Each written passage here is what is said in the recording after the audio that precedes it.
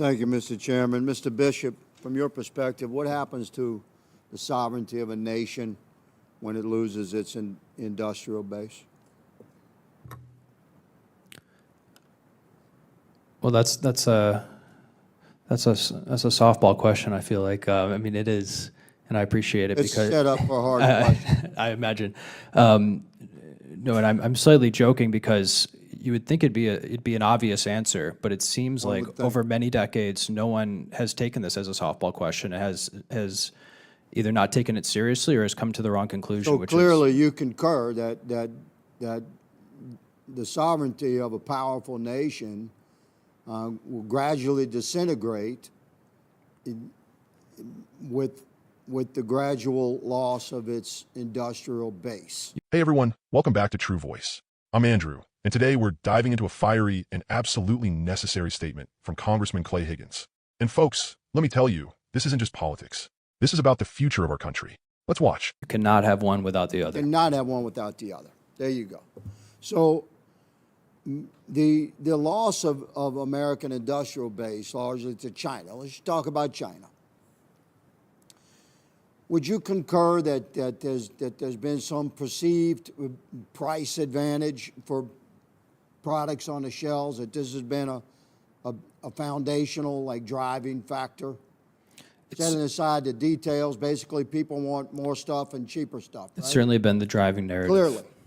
So the price advantage, is that the result of the price advantage from goods manufactured in China and transported across the ocean to American, ends up on American shelves? That price advantage, in some way, is that price advantage the result of some combination of subsidized endeavors from communists, child labor, and slave labor? All of the above. All of the above. So there you go, America. I want you to think about this, please, as a child of God, as a compassionate human being. Do you really want a cheaper product on the shelf that's been subsidized by communists and produced with child labor and slave labor? This is what the Trump administration and some conservatives in Congress are pushing back against.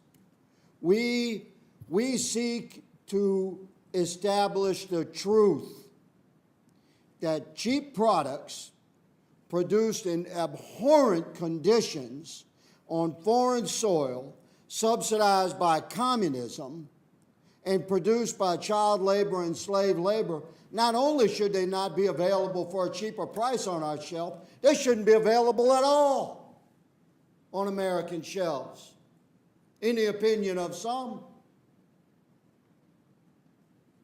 So we not only support the aggressive effort of our executive branch to push back against this worldwide, but particularly with China, we not only support it, we demand it. And some of us, I'm 63 years old. I've watched our industrial base disintegrate in my lifetime. And what we hope, and I'm going to ask you, Mr. Bishop, to address what this means for the next generation. I am prayerful that we can fix this thing in this Congress, at least change the trajectory of trade imbalance by insisting upon core principled trade deals with nations like China. And we have to be aggressive about it for the coming generation. Mr. Bishop, how would you see, if we fix this thing, what happens for the next generation of Americans if we restore the industrial base of our sovereign nation? It's a golden era. I mean, you look at where the cities where we used to produce things, St. Louis, Cleveland, Pittsburgh. I mean, these were some of the richest cities, not just in the country, but in the entire world. We literally called it a gilded era. And what's happened over the last century, and has certainly accelerated over the last 2 decades, is something that's reversible. But we have to get very, very serious about it. Do you believe a new golden era has been described, is achievable, good sir, if we make the necessary corrections now? We're still we still have time, but in my opinion, we have to get really serious right now. Well, Mr. Chairman, we are really serious right now. Thank you for convening this hearing, and I yield. Higgins hits the nail on the head. You cannot separate a nation's industrial power from its sovereignty. If we don't make things, we don't control things. It's that simple. You know, it's real easy to grab a $10 toaster at Walmart and feel like you scored a deal. But have we stopped to ask what that toaster really costs? Congressman Higgins lays it out. We are importing cheap goods at the cost of human dignity. Products made through child labor, slave labor, and communist subsidies. That's not just an economic issue. That's a moral failure. We must demand core, principled trade agreements, not deals that sell out the American worker for short-term gain, not agreements that flood our shelves with tainted products while our own factories sit empty. As a proud American, I've watched for decades while our towns and cities, especially the heartland, were gutted. Places like Cleveland, Pittsburgh, St. Louis, once booming industrial giants, now shadows of what they were. That didn't happen by accident. It happened because our leaders let it happen.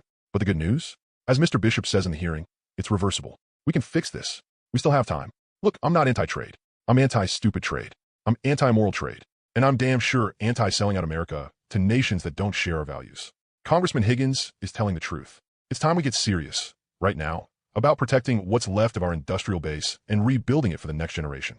We owe it to our children. We owe it to our veterans. We owe it to every working American who's been left behind. So let's stop accepting excuses and let's start demanding results. If you agree with this message, if you believe in fighting for America's future, hit that like button, subscribe to True Voice, and drop a comment below. Let me know your thoughts. Are you seeing the impact of these failed trade policies in your community? This is Andrew, signing off. Stay strong, stay loud, and never stop speaking the true voice.